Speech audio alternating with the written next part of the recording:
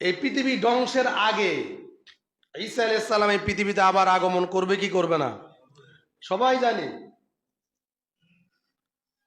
রব্বুল আলামিন বিভিন্ন জায়গায় বলে দিয়েছেন ঈসা পয়গম্বর আবার আসবে, এই পৃথিবীতে তিনি এসে তাদেরকে সাক্ষ্য দেবে, আমি তোমাদেরকে এমন কথা বলি নাই।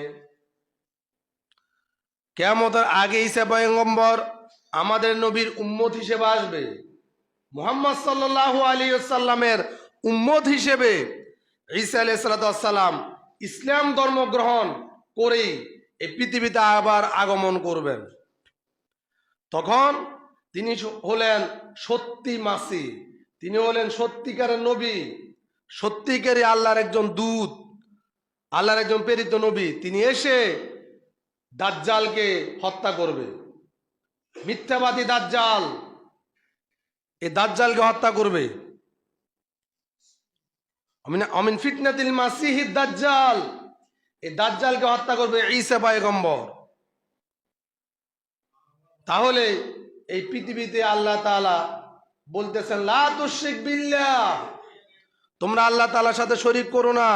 ওয়াইন কুতিলতু আও হুররিকতু, যদি তোমাকে হত্যাও করা হয়, যদি তোমাকে জ্বালিয়ে পুড়িয়ে ভস্ম করা হয়, যদি তোমার গলার মধ্যে রশি লাগানো হয়, এরপরেও তুমি আল্লাহ তাআলার সাথে কখনো শরীক করবা।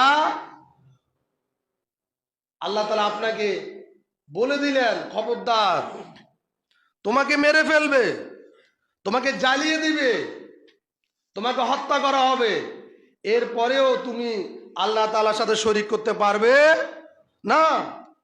আর আমরা নরমালি শরীক আল্লাহ তাআলার সাথে শিরিকের মধ্যে লিপ্ত। কত বড় মারাত্মক গুনার মধ্যে আমরা নিয়োজিত আমরা নিজেরাও জানি না, নরমাল মনে করি আমরা। শুধু তাই নয়, আল্লাহ রাব্বুল আলামিন সূরা মারিয়ামের 88 নম্বর আয়াতে বলতেছেন আকালু তাখাযা রহমানু আলাদা, যারা বলে আল্লাহ সন্তান জন্ম দিয়েছেন, দয়াময় সন্তান জন্ম দিয়েছেন, লাকাদ জিতুম শাইয়ান ইদ্দা, তারা প্রচন্ডভাবে আল্লাহ তাআলার নামে একটা মিথ্যা কথা প্রপাগান্ডা ছড়িয়েছে। লাকাদ জিতুম শাইয়ান ইদ্দা তাকাদুস সামাওয়াতু ওয়াল আরদ ইয়াতাফাত্তারু মিন ফাওকিহিন্না।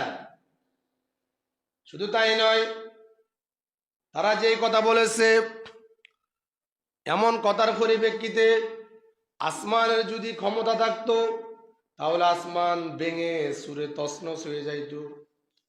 এমন কথা তারা বলেছে যে দয়াময় সন্তান জন্ম দিয়েছেন, এটা এত জঘন্য কথা, এটা এত নিকৃষ্ট কথা, এটা আল্লাহ তাআলা এত রাগান্বিত হয়। রব্বুল আলামিন বলতেছেন যদি আসমানের এখতিয়ার থাকতো, আসমান ভেঙে চূরে চৌচির হয়ে যাইতো, জমিন ভেঙে চূরে তছনছ হয়ে যাইতো, এমনকি পাহাড় পর্বত ধুলি কণার মতন উড়ে যাইতো। তোমরা যেই কথাটা বললে যে দয়াময় সন্তান জন্ম দিয়েছেন, এটা এমন মারাত্মক কথা, এই কথাটার পরিপ্রেক্ষিতে আল্লাহ তাআলার এই সমস্ত সৃষ্টিগুলা মুহূর্তে ধ্বংস হয়ে যাইতো। আল্লাহ তাআলা এখতিয়ার দেন নাই, অনুমতি দেন নাই, তাদের সেই ক্ষমতা নাই বিদেই তারা এখনো আসমান আসমানের জায়গায় আছে, জমিন জমিনের জায়গায় আছে। মানে তোমার এই কথাটা এত ভয়ঙ্কর, এত মারাত্মক, এত ক্ষতিকারক যে আসমান ভেঙে যাইতো, জমিন দেবে যাইতো। লাকাদ জিতুম শাইয়ান ইদ্দা তাকাদুস সামাওয়াতু ওয়াল আরদ। এজন্য আল্লাহ তাআলার সাথে কখনো কাউকে শরীক করা যাবে। বড়দিন বলতে ইসলামে কিছু নাই, এটা খ্রিস্টানদের একটা ধর্মীয় উৎসব বড়দিন। এই দিনটা হলো মুসলমানদের জন্য একটা শিরিক, মস্ত বড় শিরিক।